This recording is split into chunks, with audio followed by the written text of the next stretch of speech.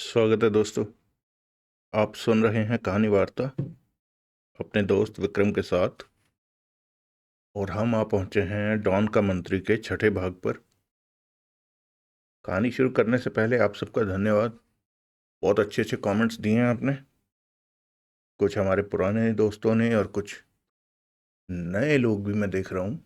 नए मतलब अब हो सकता है मैंने गलती से अभी नोट किया हो, मेरी गलती होगी। मनीष चौधरी जी ने लिखा है, विक्रम भाई बहुत ज़बरदस्त, और आज ये जो पैटर्न आपने अपनाया स्टोरी को पहले कमेंट्स लेने का, ये बड़ा गजब। नहीं भाई, पहले मैं बाद में लेता था, ये गलती से पहले ले लिया है। और ये इसलिए लिया है, मैं सच में बताऊं तो ये जो हिस्सा है ना, ये वाला कोशिश हमारी होगी कि हम इसे काट कर पीछे ही लगाएं, ठीक है। और अगर आगे लग गया तो भी बुरा मत मानिएगा। तो हम बाद में ही करते थे, तब वो दिन वो अच्छे दिन थे, बस ऐसे ही कहूँगा मैं, ठीक है। चलो, असल में हमने किसी और चैनल पर तो कमेंट्स कभी नहीं देखे, और मैं प्रारंभ से ही इस चीज़ के लिए आपका बहुत बहुत धन्यवाद ज्ञापित करता हूँ। आपका धन्यवाद मनीष भाई। क्योंकि खैर हमारा पर्पस कुछ और था। मैं इसलिए कह रहा हूँ कि यार अब हम नहीं रह गए हैं, वह लंबी कहानी हो गई है। चलो, आपका एक और कमेंट है, मैं पहले वो पढ़ देता हूँ। और ये बात बहुत ही गजब है कि स्टोरी का एक अलग ही आनंद आ रहा है। हाँ बिल्कुल सही कहा, ये बड़ी ज़बरदस्त स्टोरी लिखी हुई है। मतलब इसमें खूब सारे कैरेक्टर हैं ना, कितने बड़े बड़े गुंडे हैं इसमें। और ऐसा क्यों लग रहा है कि देवराज चौहान का एक गोरखा जना, उसमें भी देवराज चौहान और जगमोहन का कोई कैरेक्टर रोल नहीं था। अरे मतलब कैरेक्टर रोल ही था, आप ये कहना चाह रहे होंगे। उसमें भी हीरो तो गोरखा ही बन के रह गया। इसमें भी RDX हीरो हैं, RDX और वो लड़की रीना हीरो है। बाकी सब लोग कैरेक्टर आर्टिस्ट हैं, केवल यहाँ वहाँ उपस्थित थे मेहमान कलाकारों के जैसे। हाँ बिल्कुल सही है। या एक और नावल था द गेम, उसमें भी देवराज चौहान और जगमोहन केवल मेहमान कलाकार दिखाई दे रहे थे। द गेम मैंने पढ़ा नहीं है, चलो अभी पढ़ते हैं, इसके बाद उसी का नंबर लगाते हैं। दिखाई दिए तो ऐसा ना हो कि इसमें भी वैसा ही रहे और इनका कोई रोल सामने आए ही ना। नहीं, ऐसा नहीं हो सकता ना। अभी देखो, क्योंकि जैसे ही देवराज चौहान आया तो उसने मधुमक्खी के छत्ते में पत्थर फेंक दिया, तो ऐसा नहीं, ये इसमें वो नहीं हो सकता। अब कहानी और देवराज चौहान के इर्द गिर्द ही घूमेगी, मुझे पूरी उम्मीद है। खैर, आपके कमेंट के लिए धन्यवाद। सूरज जी, आपका भी बहुत बहुत धन्यवाद। कृष्णा बहन कह रहे हैं, विक्रम भाई नमस्कार, कहानी उलट सी गई है। अच्छा, त्र्यंबकम में, हाँ। अब ये चलो, इस कमेंट का उत्तर त्र्यंबकम में ही दिया जाएगा। मनोज जी धन्यवाद। संतोष जी धन्यवाद। अजय जी, अजय राजपूत जी धन्यवाद। भाई आपने कमेंट पढ़ने क्यों बंद कर दिया? अब एक छोटी सी वीडियो अलग से बनाकर डाल दी करो।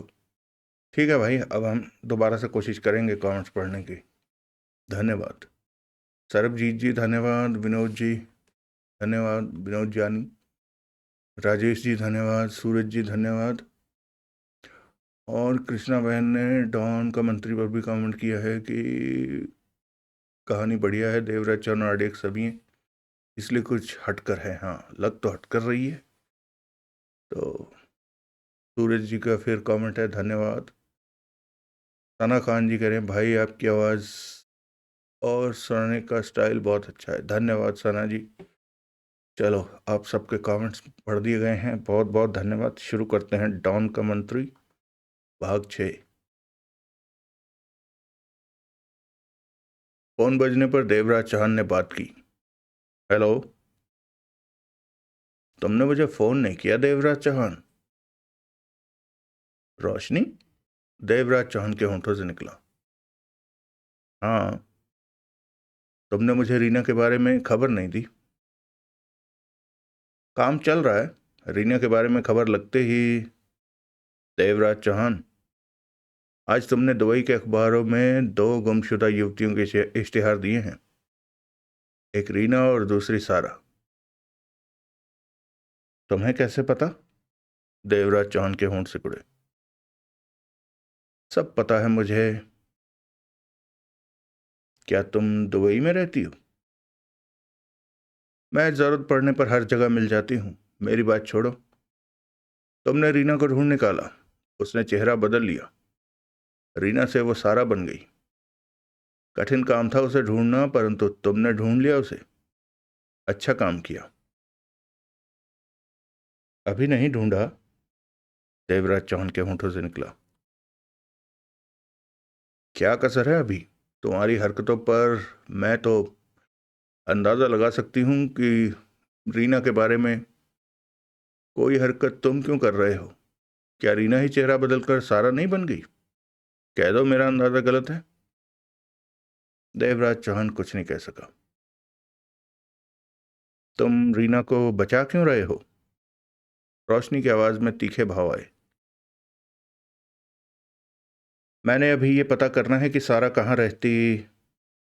मुझे पता है। तुम्हारा काम खत्म हुआ। शायद मैं कभी भी पता नहीं लगा पाती कि रीना चेहरा बदलकर सारा बन चुकी है। अब तुम इंडिया वापस चले जाओ। कोशिश करो कि आज रात की फ्लाइट से ही चले जाओ। रात की फ्लाइट से? देवराज चौहान ने अजीब से स्वर में कहा। दुबई में रहकर करना भी क्या है? काम तो खत्म हो गया। तुम मुझे दुबई से जबरदस्ती भेजने की चेष्टा कर, ऐसा ही समझ लो। तुम्हारा दुबई में रहना मेरे लिए ठीक नहीं। तो तुम दुबई में हो? हाँ। देवराज चौहान ने कुछ नहीं कहा। तो जा रहे हो रात की फ्लाइट से? जा सका तो जरूर जाऊंगा, देवराज चौहान ने सोच भरे स्वर में कहा। यहां रहे तो मुसीबत में पड़ जाओगे। जल्दी से निकल जाओ। इसके साथ ही रोशनी ने उधर से फोन बंद कर दिया। देवराज चौहान ने भी फोन बंद किया। क्या हुआ? सामने बैठा जगमोहन बोला। अजीब सी बात हो रही है। क्या? रोशनी दुबई में है और वो जान गई है कि सारा ही रीना है। कैसे जानी? जगमोहन के माथे पर बल पड़ गए। अखबारों में इश्तिहार देने की वजह से। इस बात से वो कैसे जान गई? वो हमारी हरकतों पर नजर रखवा रही होगी। अखबारों में एक साथ दोनों के बारे में इश्तिहार देने से वो समझ गई कि सारा ही रीना है। ओह, रोशनी बहुत चालाक निकली। अब हमें नहीं पता चल सकेगा कि सारा और रोशनी के बीच मामला क्या है। देवराज चौहान ने सिगरेट सुलगाई और बोला। रोशनी चाहती है कि हम जल्द से जल्द दुबई छोड़ दें। ऐसा क्यों? पता नहीं, लेकिन ये बात उसने साफ कही है कि फौरन दुबई नहीं छोड़ा तो मुसीबत में पड़ जाओगे। देवराज चौहान मुस्कुरा पड़ा। उसके बाप का दुबई है? जगमोहन उखड़ा। वैसे तो शायद चले भी जाते, लेकिन अब 2-4 दिन रहेंगे। जैसा तुम चाहो। देवराज चौहान के होंठों पर मुस्कान उभरी हुई थी। क्या सारा को बताना चाहिए कि रोशनी को उसका पता चल गया है? जगमोहन बोला। क्या जरूरत है? अब बात हमारे हाथ से निकल गई है। रोशनी और रीना के मामले से हमें हट जाना चाहिए। तभी उनके कमरे का दरवाजा खटखटाया गया। जगमोहन उठा और दरवाजे की तरफ बढ़ गया। दरवाजा खोला। उसी पल रिवॉल्वर की नाल छाती पर आ लगी। जगमोहन चौंका। सामने 30 बरस का युवक खड़ा था। उसके पीछे और भी थे। क्या है? जगमोहन ने खुद को संभाला। सुरेंद्रपाल। जगमोहन की आंखें सिकुड़ गई। कल तुमने इश्तिहार दिया था अखबार में। जगमोहन चुप रहा। भीतर चलो। जगमोहन पीछे हटा। वो युवक भीतर आया और एक तरफ खड़ा हो गया। तभी दयाराम भीतर आया। बाकी के दो दरवाजे पर ही खड़े हो गए। देवराज चांद की निगाह सब पर गई। गड़बड़ का एहसास उसे हो चुका था। दयाराम ने दोनों को देखा, फिर बोला, तुम दोनों में सुरेंद्रपाल कौन है? मैं हूं। देवराज चौहान उठ खड़ा हुआ। हमारे साथ चलो। कहाँ? पता चल जाएगा। मैं इस तरह किसी के साथ नहीं जाता। देवराज चौहान मामला समझने का प्रयत्न कर रहा था। दयाराम जहरीले अंदाज में मुस्कुराया। इनकार का कोई फायदा नहीं, तुम्हें चलना पड़ेगा सुरेंद्रपाल।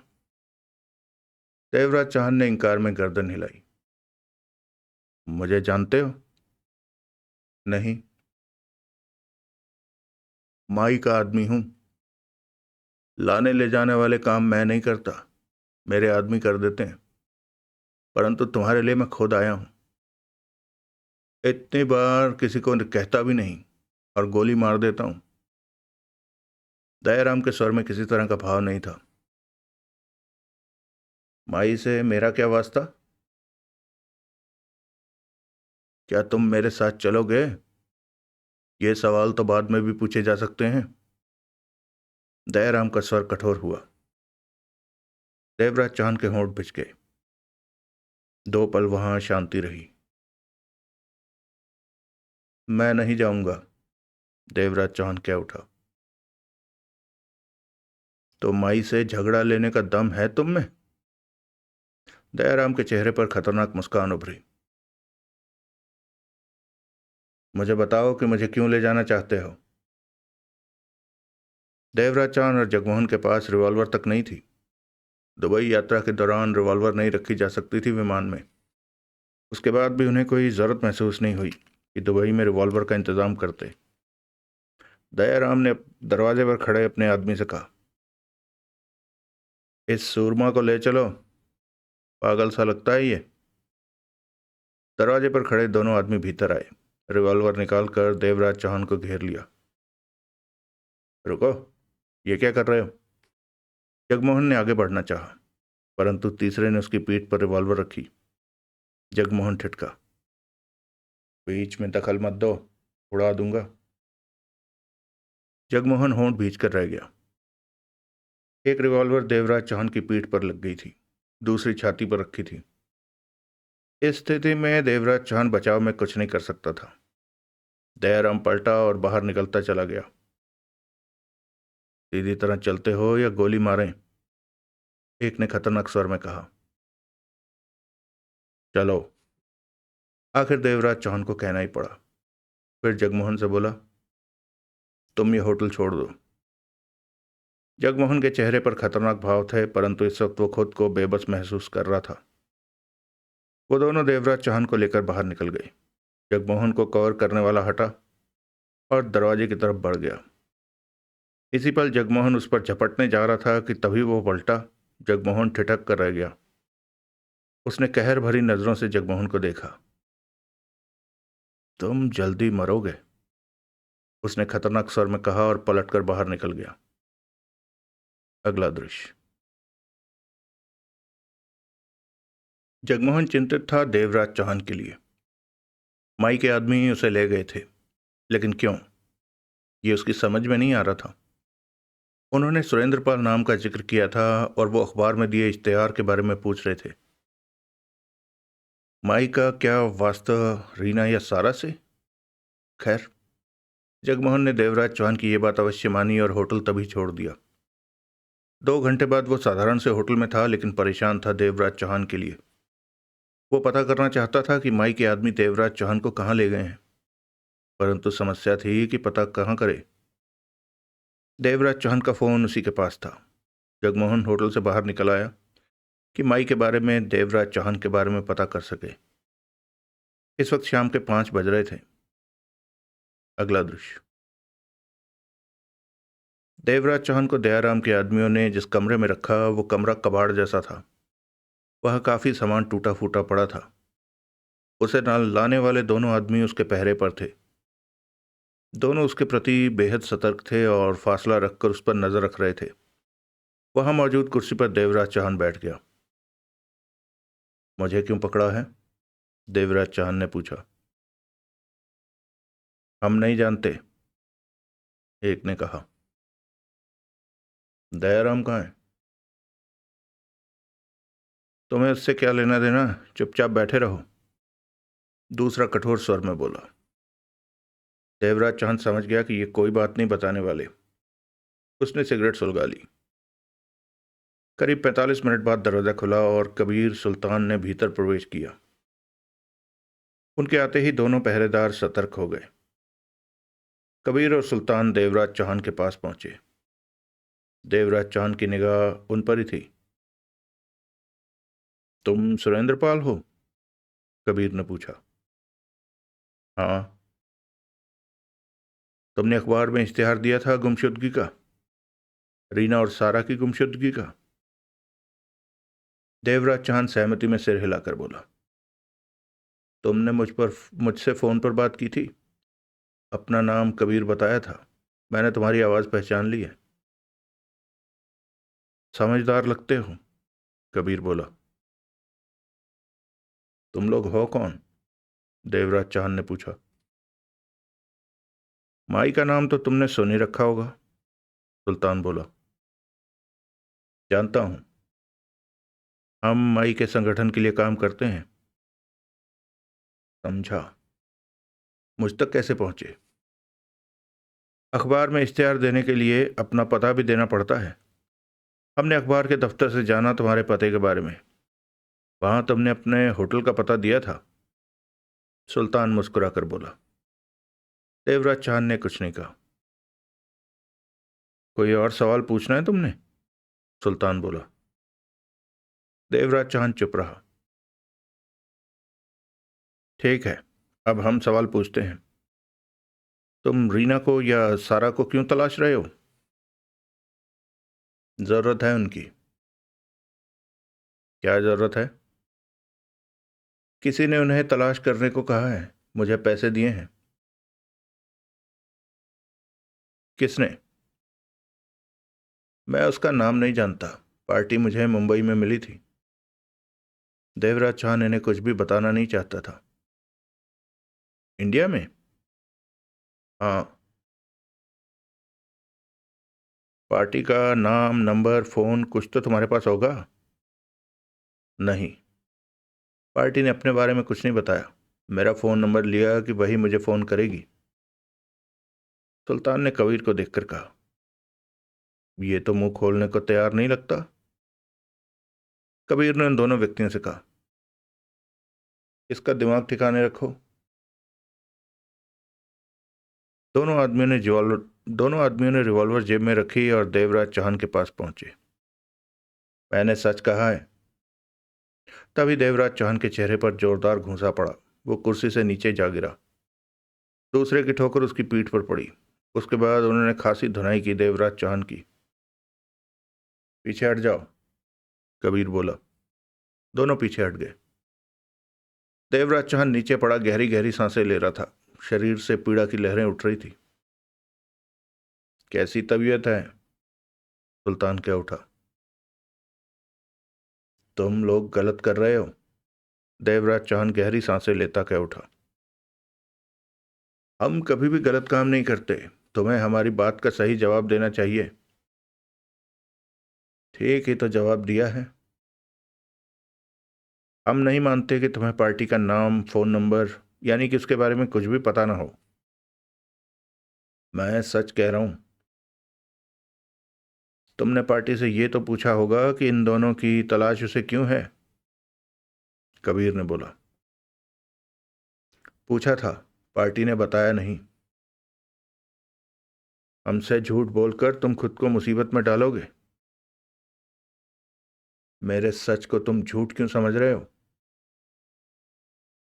तुम सच बोल ही नहीं रहे। क्या तुम्हारी ठुकाई फिर करवाई जाए? उससे क्या फायदा होगा? सच तो वही है जो मैं बता रहा हूं। देवराज चौहान उठा और कुर्सी पर बैठ गया। उसके होंठों से खून की पतली सी लकीर निकलकर ठोड़ी तक जा रही थी। सच को पहचानना आता है हमें। तुम्हें कैसे पता चला कि रीना और सारा दुबई में है? मुंबई से ही मुंबई से ही पता चला कि दोनों दुबई में हैं। रीना के बारे में और क्या पता चला? और क्या पता चलना है? वो दुबई में है, इतना पता चला। तो 2.5 साल से उसकी कोई खबर नहीं है किसी को। दोनों मिल जाती तो तुम क्या करते? कबीर गंभीर था। मैं पार्टी के फ़ोन का इंतज़ार करता कि उसे बता सकूं कि मैंने उसका काम कर दिया है। पार्टी है कौन? मैंने उसे एक बार देखा था। वो मोटा सा आदमी है, पैसे वाला है। इस काम के मुझे 1 करोड़ दिए उसने। एडवांस में? हाँ। उसका कहना था कि वो मुझे दोबारा नहीं मिलना चाहता। तुम मुंबई में रहते हो? हाँ। क्या करते हो? ऐसे ही काम। मोटे मुर्गे की तलाश में रहता हूं कि पैसा बना सकूं। कबीर ने सुल्तान से कहा। यह हमें गलत जवाब दे रहा है। जानता हूं। मुझे पूरा विश्वास है कि यह पार्टी को जानता है। सुल्तान शब्दों को चबाकर बोला। सुरेंद्र पाल, कबीर बोला, तुम घिसे हुए आदमी हो लेकिन हमसे बच नहीं सकते। हम जानना चाहते हैं कि तुम या तुम्हारी पार्टी क्यों रीना को तलाश कर रही है। इस बारे में हमें बताना ही होगा। बता तो चुका हूं। सही बताओ, क्या तुम्हें पार्टी ने बताया कि रीना जिंदा है? जिंदा होगी तभी तो उसकी तलाश की जा रही है। देवराज चांद कह उठा। कबीर और सुल्तान की नजरें मिली। एक बात बताओ, देवराज चांद बोला। रीना और सारा में माई की क्या दिलचस्पी है? सारा में तो कोई दिलचस्पी नहीं है, कबीर बोला। क्यों? सारा को हम जानते हैं। वो दुबई की गैंगस्टर है और हमारे हाथों से दूर नहीं है। ओह, मुझे नहीं मालूम था। देवराज चांद के चेहरे पर अजीब से भाव उभरे। फिर बोला, तो रीना को भी जानते हो, क्योंकि उसके बारे में तुम लोग मुझसे सवाल जवाब कर रहे हो। हाँ, रीना को जानते हैं तभी तुमसे रीना के बारे में पूछा जा रहा है।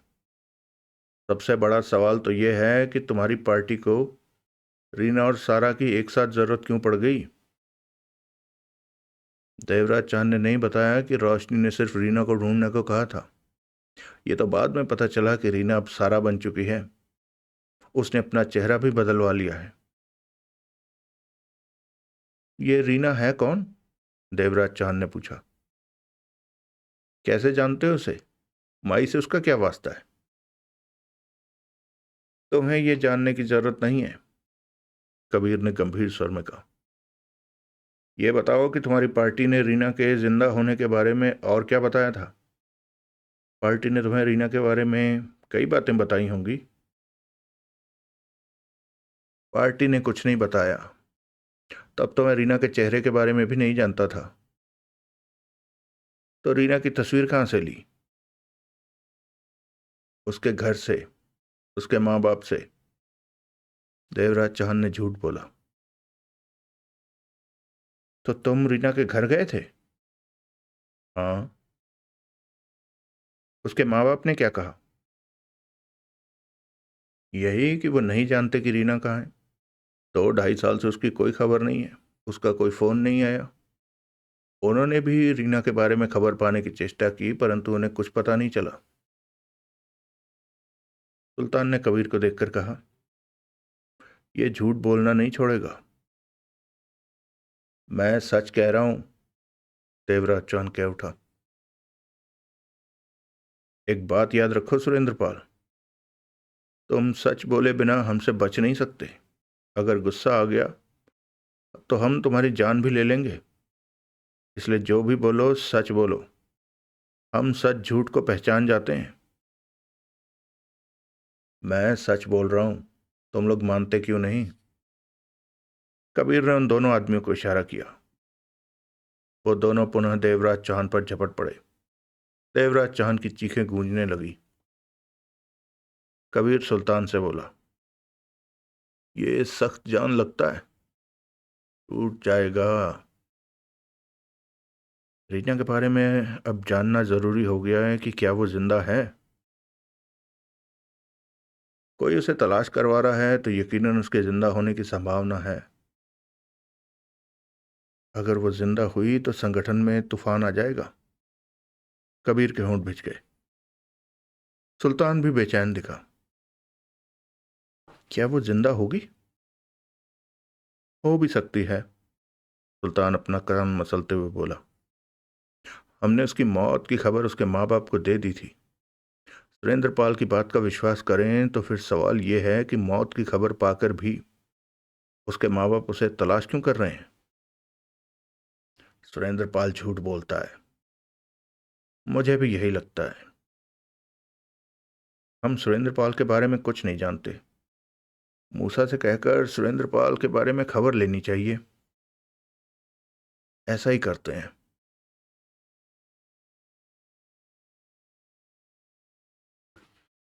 मैं सोच रहा हूं कि माई से इस बारे में बात की जाए।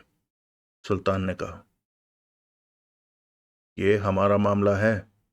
कबीर ने उसे घूरा। माई का नहीं। समझा करो। स्पष्ट बात करते हैं एक बार माई से।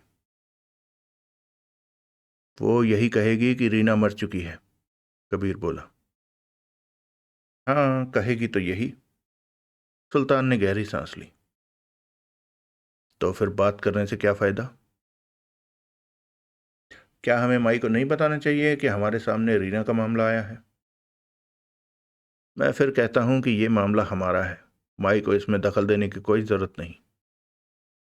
सुल्तान कुछ न बोला। जाबर के साथ बैठकर इस मुद्दे पर बात करते हैं। कबीर बोला। हाँ, एक बार फिर बात करना ठीक रहेगा। हम जो करते हैं संगठन की बेहतरी के लिए करते हैं। रीना के बारे में हमें पूरी तरह जानना चाहिए कि मामला क्या है। इसमें कोई शक नहीं। तभी कबीर ने हाथ उठाकर उन दोनों आदमियों से कहा, बस करो। वो दोनों मारते मारते छिटके और पीछे हट गए। देवराज चांद फर्श पर पड़ा गहरी गहरी सांसें ले रहा था। ठुकाई से उसकी हालत बुरी हो गई थी। सारा शरीर दर्द कर रहा था। चेहरे पर खून के कई निशान नजर आ रहे थे। तुम लोग बहुत बुरा व्यवहार कर रहे हो मेरे साथ। देवराज चांद पीड़ा भरे स्वर में कह उठा। अब बोलो। सुल्तान उसके पास पहुंचा। क्या? पार्टी के बारे में, कि वो कौन है जो रीना को तलाश करवा रहा है। बता तो चुका हूं। वो तुमने झूठ बताया है। हम सच जानना चाहते हैं। सच ही तो बताया था।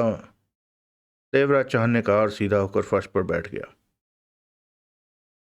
जब तक हमें तुम्हारी बात हजम नहीं होगी तब तक तुम्हारी बात को हम झूठ ही मानेंगे। फिर तो तुम्हें कभी भी नहीं लगेगा कि मैंने सच कहा है। बेवकूफ हो तुम दोनों। देवराज चांद ने पीड़ा भरे स्वर में कहा। तुमने रीना को ढूंढने की चेष्टा की? हाँ। तो तुम्हें क्या लगा कि वो जिंदा है या मर चुकी है? सुल्तान ने पूछा। जिंदा है। सुल्तान और कबीर की नजरें मिली।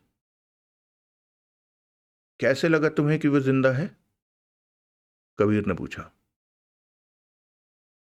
उसकी खोजबीन में मुझे कई बार इस बात का एहसास हुआ कि वह जिंदा है। क्यों? उसे मरा हुआ होना चाहिए था। दोनों चुप रहे। वो जिंदा है और दुबई में कहीं है, तभी तो उसकी तलाश में इश्तिहार दिया। इश्तिहार देने के बाद किसी ने तुम्हें फोन पर बताया कि रीना कहाँ पर दुबई में है? देवराज चांद पूरा मामला जाने बिना इन्हें रीना सारा के बारे में कुछ न बताना चाहता था। तुमने ही फोन किया था और फोन भी आते ही, परंतु तुम तो मुझे यहां ले आए। तुमने ही फोन किया था और फोन भी आते परंतु तुम तो मुझे यहां ले आए। वो चुप रहे। देवराज चांद ने जेब से थोड़ा मोड़ा सिगरेट का पैकेट निकाला जो कि ठुगाई में दब गया था। उसने सिगरेट निकाली, सीधी की और उसे सुलगाया। इस दौरान उसकी निगाह दोनों पर रही। क्या तुम मुझे बताओगे कि मामला क्या है? देवराज चौहान ने पूछा। नहीं। बता दो। हो सकता है तुम लोगों की बात सुनकर मैं तुम्हें कोई नई बात बता दूं। कबीर मुस्कुरा पड़ा। हम कब से कह रहे हैं कि तुम कई बातें जानते हो, परंतु हमें बता नहीं रहे। मैंने कब कहा कि मैं तुम लोगों से बातें छिपा रहा हूं? तूने नहीं, ये हमने कहा है। गलत कह रहे हो। मैं कोई बात नहीं छिपा रहा। सुल्तान ने उस पुरानी कुर्सी को खींचा और बैठते हुए देवराज चौहान से बोला, हम सौदा कर लेते हैं।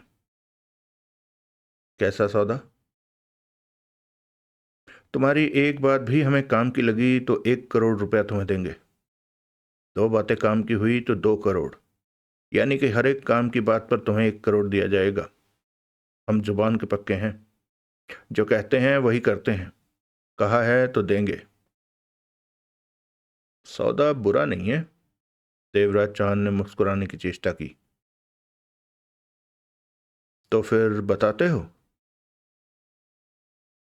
मैंने जो बताया है उसके अलावा मैं कुछ नहीं जानता, कहकर देवराज चौहान ने कस लिया। सुल्तान गहरी सांस लेकर कुर्सी से उठा और कबीर से बोला, ये सीधी तरह से नहीं मानने वाला। मुझे भी ऐसा ही लगता है, कबीर बोला। तुम मुंबई में कहाँ रहते हो? क्यों? तुम ठीक बंदे नहीं हो। तुम्हारे बारे में हमें जानकारी इकट्ठी करनी पड़ेगी कि तुम हो कौन। और वो जानकारी मूसा इकट्ठी करेगा? देवराज चौहान बोला। सब जानते हो, काफी कुछ जानते हो। कौन हो तुम? सुरेंद्र पाल। मुंबई का अपना पता बताओ। देवराज चौहान ने यूं ही पता बता दिया। वो कुछ वक्त चाहता था कि सोच सके। अब तुम आराम करो। यह हमारी दोस्ताना मुलाकात थी। सुल्तान शराफत से बोला। ये दोस्ताना मुलाकात थी? देवराज चौहान बोल उठा। तुमने मेरा बुरा हाल कर दिया है। हमारी नजरों में तुम्हारा हाल ठीक है, लेकिन अगली मुलाकात दोस्ताना नहीं होगी सुरेंद्र पाल। देवराज चौहान उन्हें देखता रहा। अगली मुलाकात में तुम्हें मुंह खोलना ही होगा। और वो मुलाकात कभी भी हो सकती है, कबीर सख्त स्वर में बोला। हम 5 मिनट में भी वापस लौट सकते हैं, इसलिए तुम्हारा एक एक मिनट कीमती है। जल्दी से सोच लो कि अब तुम्हें क्या जवाब देने हैं। हमारे सवालों को तुम जानते ही हो। मैं जवाब दे चुका हूं। खैरियत चाहते हो तो जवाब बदल दो। सच बताओ। कबीर ने दोनों आदमियों को देखा।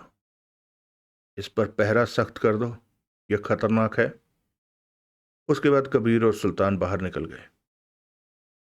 अगला दृश्य। कोई खास बात जो मुझे बुलाया? जाबर भीतर प्रवेश करता हुआ बोला। बैठो, सुल्तान ने गंभीर स्वर में कहा। जाबर बैठा और दोनों को देखने लगा। कबीर बोला, हमने सुरेंद्र पाल से पूछताछ की है। फिर क्या पता चला कि वो रीमा को क्यों ढूंढ रहा है? वो मुंह नहीं खोल रहा, सख्त जान है। मुंह खोल देगा वो, उसकी कोई चिंता नहीं। खुलवा लेंगे, जाबर ने विश्वास भरे स्वर में कहा। सुरेंद्र पाल का कहना है कि किसी ने उसे रीना को और सारा को ढूंढने के लिए 1 करोड़ दिया है। सारा से हमें कोई मतलब नहीं। लेकिन अब मतलब पैदा होता जा रहा है जाबर, सुल्तान बोला। वो कैसे? एक आदमी ने एक ही वक्त में सारा और रीना को तलाश करने को सुरेंद्र पाल से कहा। इस तरह हमारा सारा से भी मतलब पैदा हो जाता है कि आखिर वो व्यक्ति है कौन जो इन्हें तलाश करना चाहता है, और क्यों? जाबर ने सिर हिलाया। सुरेंद्र पाल उस पार्टी के बारे में नहीं बताता। कहता कि पार्टी एक बार मिली थी और 1 करोड़ रुपया देकर उसका फोन नंबर ले लिया। कि वो उससे काम के बारे में पूछता रहेगा। गलत कहता है वो, जाबर बोला। उसे पार्टी के बारे में और भी जानकारी होगी। अवश्य है, लेकिन बता नहीं रहा। एक बात पता लगी है मुझे। क्या? 2 घंटे पहले सारा की रिहाइश की जगह पर किसी ने जबरदस्त हमला करवाया। हमला करने वालों के चेहरों को ढांपे हुए थे। वो 15 के करीब थे। उन्होंने सारा के बंगले पर मौजूद सबको मार दिया। करीब 20 को मारा। ओह, ये नई खबर है हमारे लिए, सुल्तान बोला। सारा भी मारी गई? शायद नहीं, वो वहां नहीं थी। इस मामले का हमसे तो कोई वास्ता नहीं। ये काम हमने तो नहीं करवाया। हमारा कोई वास्ता नहीं, जाबर ने कार में सिर हिलाया। खैर, सुरेंद्र पाल का मुंबई का पता पूछकर मूसा को कह दिया है कि उसके बारे में हमें जानकारी भेजे। सुरेंद्र पाल अपने बारे में क्या कहता है? वो तो कहता है कि यूं ही इधर उधर हाथ मारकर अपना काम चलाता है, कबीर ने कहा। परंतु मुझे वो बहुत ही खेला खाया इंसान लगता है, जैसे कि कोई ऊंची चीज हो। वो जानता है कि माई के फंदे में है, परंतु जरा भी डर नहीं रहा। हम्म, जाबर ने सिर हिलाया। मुझे क्या कहना चाहते हो? सुरेंद्र पाल ने एक बात कही है। क्या? रीना की तलाश के दौरान उसे लगा कि रीना जिंदा है। उसने ऐसा कहा? जाबर हक्का बक्का रह गया। हाँ। ये नहीं हो सकता। सुरेंद्र पाल झूठ भी कहता हो? जाबर, सुरेंद्र पाल झूठ क्यों बोलेगा? कम से कम ये बात तो झूठ क्यों बोलेगा? सुल्तान कह उठा। जाबर ने दोनों को देखा। रीना के जिंदा होने का मतलब जानते हो? तीनों की नजरें मिली। वो हद से ज्यादा गंभीर नजर आने लगे थे। मेरे ख्याल में रीना जिंदा नहीं हो सकती, जाबर लंबी सोच के बाद बोला। तुम्हारे ख्याल को हम महत्व नहीं देंगे। तो क्या करना चाहते हो? रीना के मामले में पूरी तरह छानबीन की जाएगी। दूध का दूध, पानी का पानी किया जाएगा कि वह जिंदा है या नहीं। ऐसा जरूर करना चाहिए, जाबर ने फौरन कहा। माई से इस बारे में बात करें? क्या हर्ज है? नहीं, कबीर ने सख्त स्वर में कहा। यह हमारा मामला है, माई से इसका कोई वास्ता नहीं। वास्ता तो है, लेकिन पहले यह हमारा मामला है, उसके बाद माई का। शायद बाद में भी यह माई का मामला नहीं है। संगठन की बेहतरी के लिए यह सिर्फ हमारा मामला है। हमें किसी को बताए बिना इस पर काम करना चाहिए। माई को तो पता होना चाहिए कि। मैं जरूरत नहीं समझता, कबीर ने दो टूक कहा। इस बारे में माई से राय लेने की जरूरत नहीं है। रीना जिंदा निकली तो बात बढ़ जाएगी, वो जिंदा नहीं है तो बात खत्म हो जाएगी। ठीक है, मैं तुमसे सहमत हूं, जाबर ने गंभीर स्वर में कहा। सुल्तान चुप रहा। तुम भी बोलो, जाबर ने सुल्तान से कहा। सहमत हो? तुम दोनों एक बात पर सहमत हो तो मुझे क्यों ऐतराज होगा? हम जो भी कर रहे हैं संगठन के भले के लिए कर रहे हैं। बेहतर होगा कि सुरेंद्र पाल का मुंह खुलवाया जाए, जाबर ने गंभीर स्वर में कहा। उसका मुंह खुलवाना जरूरी है, तभी हम रीना के बारे में छानबीन कर पाएंगे, कबीर ने कहा। उसकी ठुकाई भी करवाई, परंतु वो अपनी झूठी बातों पर अड़ा हुआ है, सच बोलने का तैयार नहीं। मैं मिलना चाहता हूं उससे। वो कहता है कि पहले मुझे बताओ कि मामला क्या है। सब कुछ जानकर वो हमें मामले की जानकारी देने के बारे में सोचेगा। ऐसा कहता है वो? हाँ। हिम्मत वाला है। सच में उसे माई का कोई डर नहीं, या फिर पागल है? जाबर ने व्यंग से मुस्कुराया। वो पागल नहीं है, पहुंची हुई चीज लगता है। मैं अभी उससे मिलूंगा। हम भी चलते हैं, परंतु जब तक वो मुंह नहीं खोलता हमारे लिए काम का है। उसे मरना नहीं चाहिए। जानता हूं, कहने के साथ ही जाबर उठा। सुल्तान और कबीर भी उठे।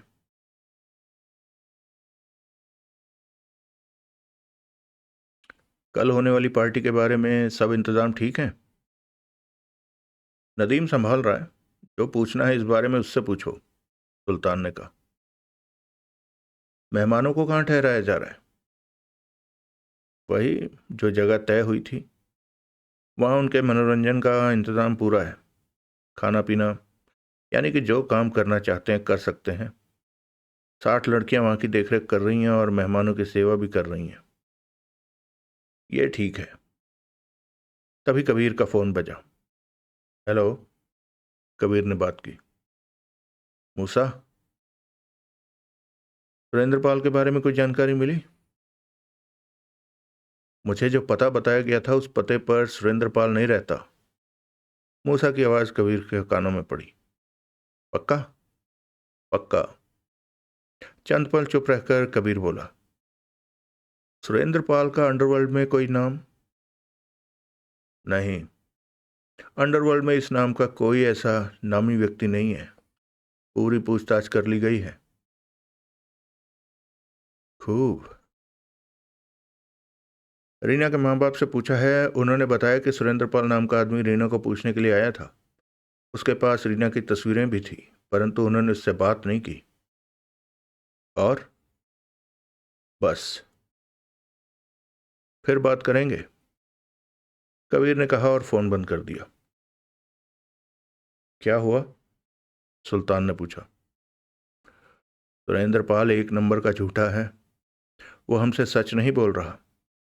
मेरे ख्याल में सुरेंद्र पाल उसका असली नाम नहीं है। और उसने हमें बताया था कि रीना के माँ बाप से उसे तस्वीरें मिली रीना की, जबकि उसके माँ बाप कहते हैं कि उससे कोई बात नहीं की उन्होंने।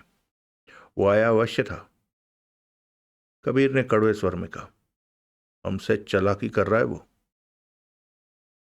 फिर तो नए सिरे से पूछताछ करते हैं। सुल्तान के चेहरे पर खतरनाक भाव उभरे। चलो, जरा मैं भी तो उसे देखूं। जाबर सिर हिलाकर क्या उठा। अगला दृश्य। अगला दृश्य। देवराज चांद की हालत बेहतर नहीं थी। 2 बार तगड़ी ठुकाई हो चुकी थी। दाईं और आंख के पास घूंसा पड़ने की वजह से दर्द हो रहा था। ठोडी के पास से भी रह रहकर पीड़ा की लहरें उठ जाती थी। बायां गाल हल्का सा सूजा था। होंठ थोड़ा सा कटा लग रहा था। घूंसे और ठोकरें पड़ने की वजह से कमर में भी दर्द हो रहा था। बाएं कंधे में भी दर्द था। वो दोनों कुछ दूर बैठे बराबर उस पर निगाह रखे हुए थे। उनके चेहरों से ही लग रहा था कि वो सख्त किस्म के इंसान हैं और अपनी ड्यूटी निभाना जानते हैं। देवराज चौहान यहां से निकलने की सोच रहा था, परंतु वो दोनों फासला रखे हुए थे। ऐसे में उन पर हाथ डालना भी कठिन था। यकीनन उनके पास रिवॉल्वरें भी होंगी। देवराज चांद उठा तो शरीर में पीड़ा की तीव्र लहरें उठी। दोनों उसे ही देख रहे थे। देवराज चांद उनकी तरफ बढ़ा। क्या है? एक बोला। वहीं रुको, दूसरा सख्त स्वर में कह उठा। देवराज चांद ठिठका। मैं टहलना चाहता हूं, देवराज चांद बोला। टहलो, लेकिन हमारी तरफ आने की चेष्टा मत करो। देवराज चांद उन्हें देखने लगा। क्या तकलीफ है? एक ने माथे पर बल डाले। तुम दोनों ने बुरी तरह मारा मुझे। किस्मत वाले हो कि अभी बचे हुए हो, वरना हम बंदा खत्म कर देते हैं। मुझे मौका मिलने दो। अपने बारे में सोचो, तुम्हारी जिंदगी ज्यादा देर की नहीं है। वो हंसकर बोला। बचना चाहते हो तो जो पूछा जा रहा है बता दो। देवराज चांद के होंठों पर मुस्कान उभरी। लगता है पसंद नहीं आई मेरी बात। नहीं। तो देखना तुम्हारा क्या हाल होगा। देवराज चांद वापस पलटा और कुर्सी पर बैठने के पश्चात सिगरेट सुलगा ली। तुम्हें माई से डरना चाहिए, दोनों में से एक फिर बोला। देवराज चांद खामोश रहा। कश लेता वो सोच रहा था यहां से निकलने के लिए, इन दोनों पर काबू करने के लिए। इसके लिए किसी मुनाफिक मौके के इंतजार में था। वो मौका था कि ये दोनों उसके करीब आए।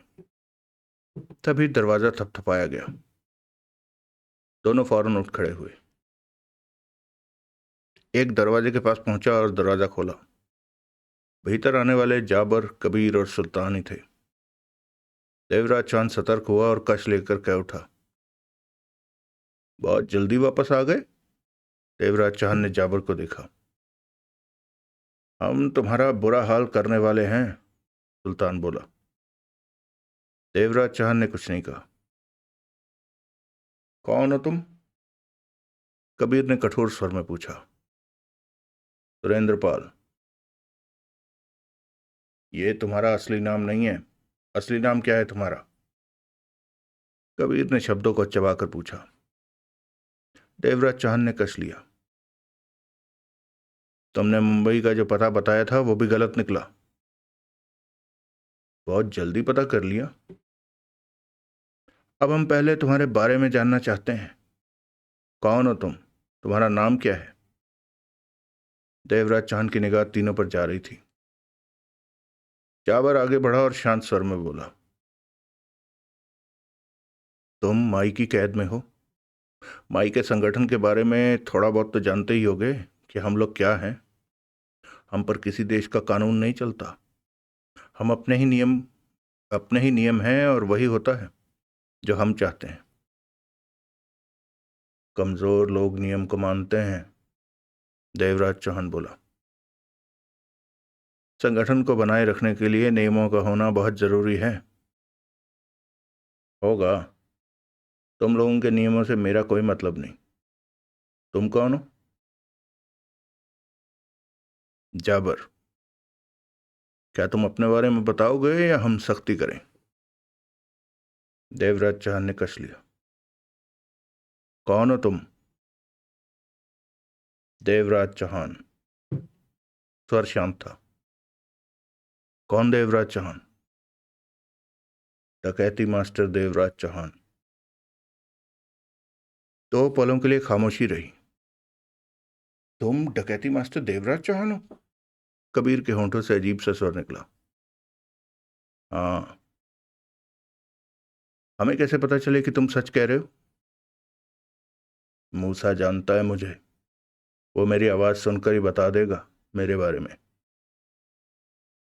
बहुत नाम सुन रखा है तुम्हारा, जाबर मुस्कुराता हुआ कह उठा। लेकिन तुमसे इस हाल में मुलाकात होगी ये ना सोचा था। मुझे तो पहले ही लग रहा था कि ये कोई पहुंची हुई चीज है। सुल्तान गहरी सांस लेकर कह उठा। देवराज चौहान, कबीर ने गंभीर स्वर में कहा, हम तुम्हारी डकैतियों के कायल हैं। देवराज चौहान ने उसे देखा। हम तुम्हारे साथ दोस्ती चाहते हैं, दुश्मनी नहीं। देवराज चौहान ने कश लिया। तुम भी हमें दोस्त बनाना चाहोगे? मैं दोस्ती में यकीन नहीं रखता, देवराज चौहान ने शांत स्वर में कहा। तो किस में यकीन रखते हो? काम करने के अलावा मुझे किसी बात पर यकीन नहीं। मेरे लिए व्यस्त रहना और कर्म करना ही महान है। तुम्हारी बात हमें पसंद आई, जाबर मुस्कुराया।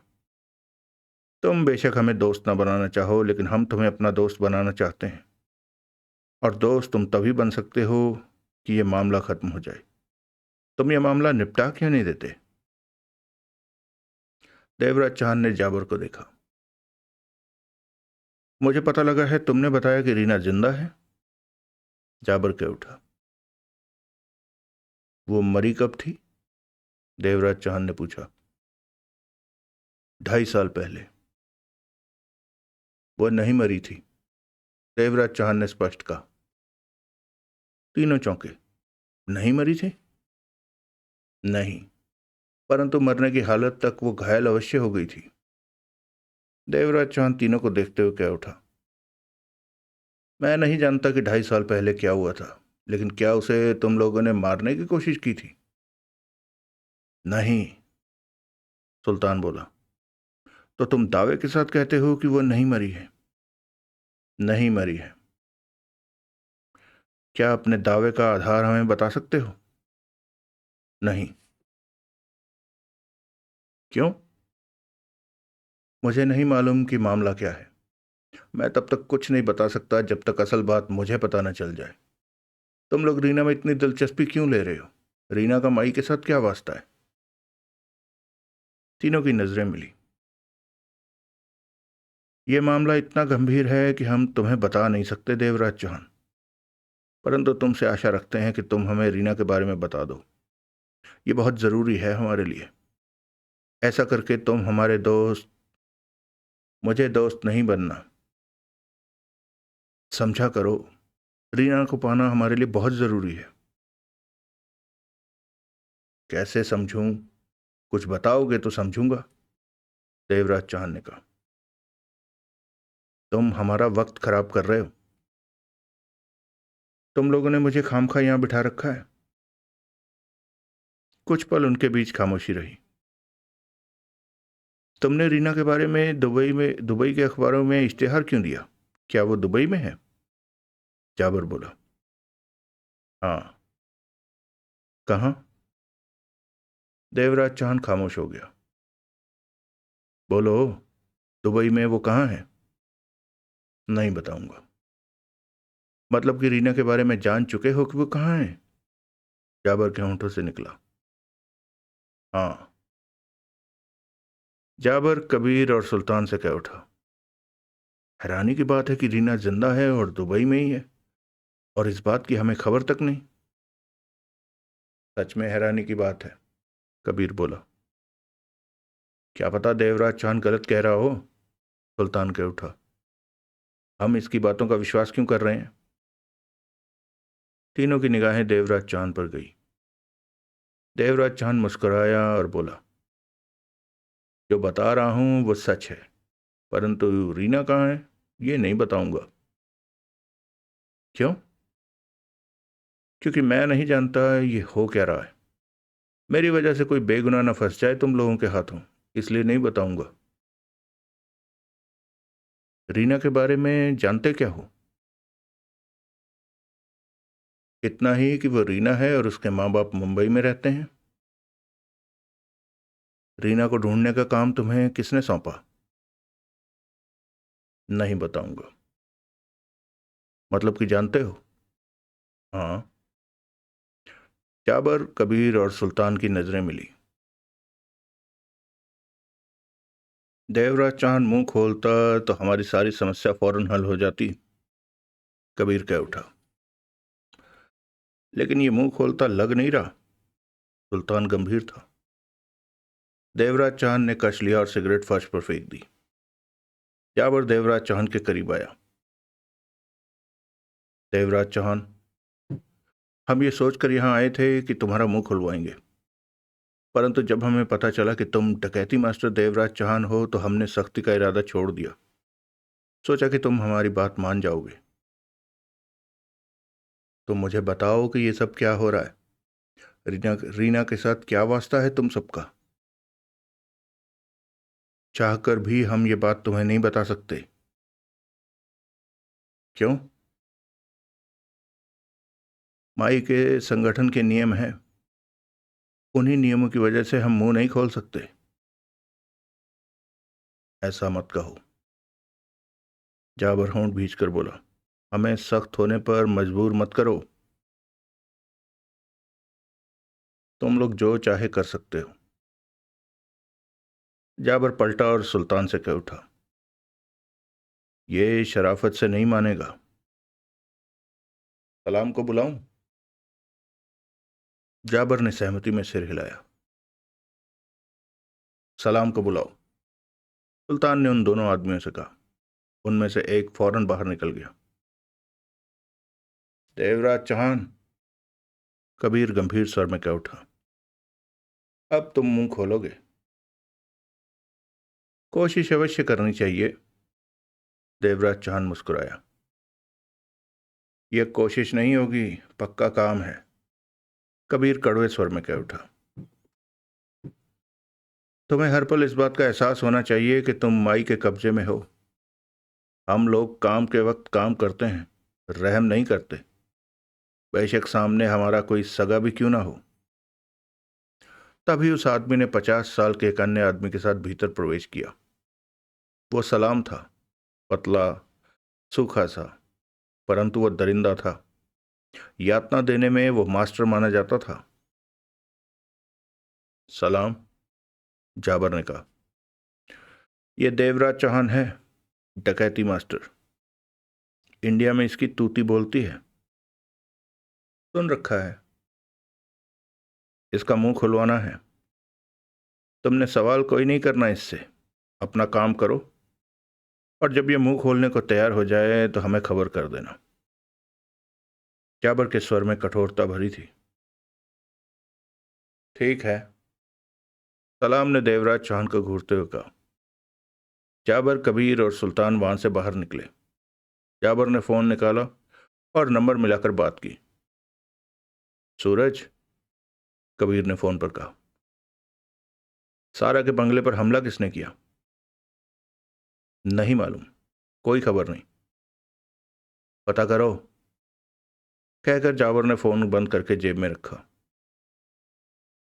सारा के मामले में हमें दखल देने की क्या जरूरत है? कबीर बोला। सारा का कोई वास्ता देवराज चौहान से है और देवराज चौहान का वास्ता हमसे पड़ चुका है। ऐसे में हमें सारा के बारे में तब तक खबर रखनी चाहिए जब तक कि देवराज चौहान का मामला निपट नहीं जाता। कबीर ने कुछ नहीं कहा। दुबई में कौन क्या कर रहा है ये जानना तो हमारा हक है, सुल्तान बोला। मैं देवराज चौहान के बारे में सोच रहा हूं। वो मुंह खोल देगा, उसके बारे में सोचने की जरूरत नहीं है, जाबर ने शांत स्वर में कहा। अगला दृश्य। शाम के 8 बज चुके थे। अंधेरा छा चुका था। सारा ने कार को भरी पूरी मार्केट में रोका और इंजन बंद कर दिया। कार के शीशे काले थे। बाहर से भीतर देखना संभव नहीं था। भीतर से बाहर का सब कुछ नजर आ रहा था। सारा ने हर तरफ नजर घुमाने के बाद फोन निकाला और नंबर मिलाकर बात की। मैं पहुंच गई, मैं भी आ रहा हूं। सारा ने फोन बंद कर दिया, कार में ही बैठी रही। करीब 10 मिनट बाद दूसरी तरफ का दरवाजा खुला और 35 बरस का एक आदमी भीतर आ बैठा। उसके हाथ में एक लिफाफा थमा हुआ था। ये लो, 5 कार्ड हैं, तुमने 4 मंगवाए थे। शुक्रिया। सारा ने लिफाफा थामा और पीछे वाली सीट पर रख दिया। कल पार्टी में तुम कोई मुसीबत तो नहीं खड़ी करने वाली? नहीं। मुझे इन 5 लोगों के नाम बताओ जो इन कार्डों पर पार्टी में कल शामिल होंगे। ऐसा क्यों? मेहमानों के नामों की लिस्ट से आने वाले उनके नामों का मिलान किया जाएगा। मिलान ना हुआ तो आने वालों को भीतर नहीं जाने दिया जाएगा। संदिग्ध लगा तो उसे पकड़ लिया जाएगा। मम्मी, तुम मेरे बहुत काम आ रहे हो। तुम भी तो मुझे नोट देती हो, मम्मी मुस्कुराकर बोला। 4 नाम नोट कर लो। राघव, धर्मा, एक्स्ट्रा और सलमा। ठीक है, ये चारों नाम मैं अभी वापस जाकर लिस्ट में डाल दूंगा। लिस्ट को तैयार करना मेरा काम है। शुक्रिया। तुम्हारे बंगले पर क्या हुआ आज? सुना है वहां किसी ने जबरदस्त हमला किया और सबको खत्म कर दिया। हाँ। सारा के दांत भिज गए। क्यों? कोई मुझे खत्म करना चाहता है, परंतु तब मैं बंगले पर नहीं थी। फिर तो तुम्हें सावधान रहना चाहिए, हमला फिर हो सकता है। मैं सावधान हूं, मेरी चिंता की करने का शुक्रिया। ओमी मुस्कुराया। तुम मुझे अच्छी लगती हो सारा।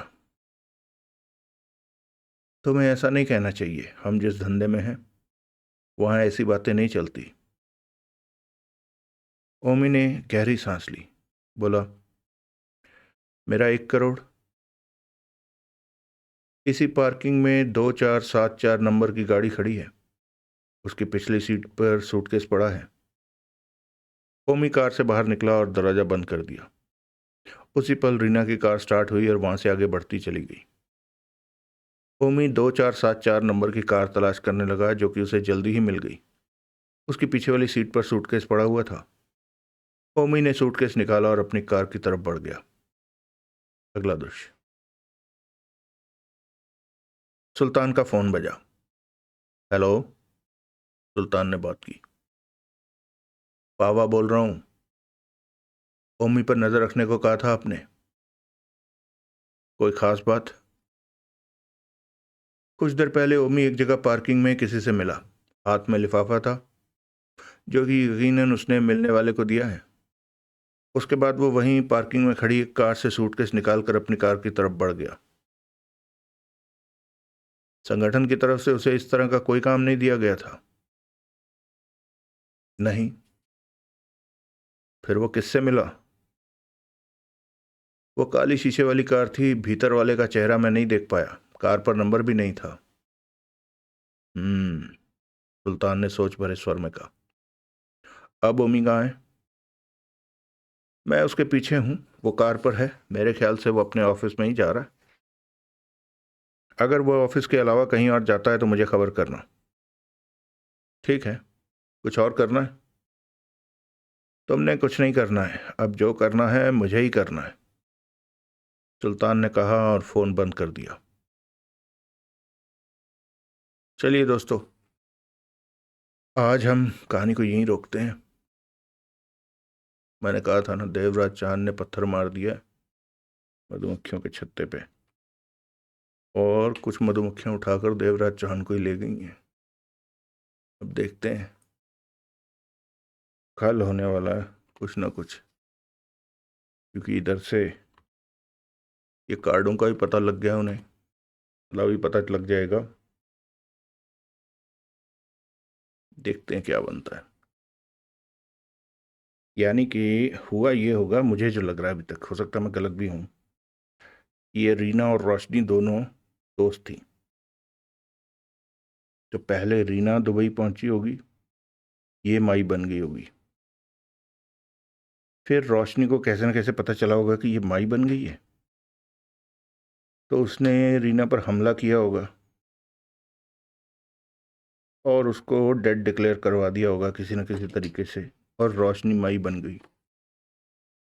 और रीना को पता चल गया होगा कि वो अब माई नहीं बन सकती, क्योंकि उसके पास वो अंगूठी नहीं होगी।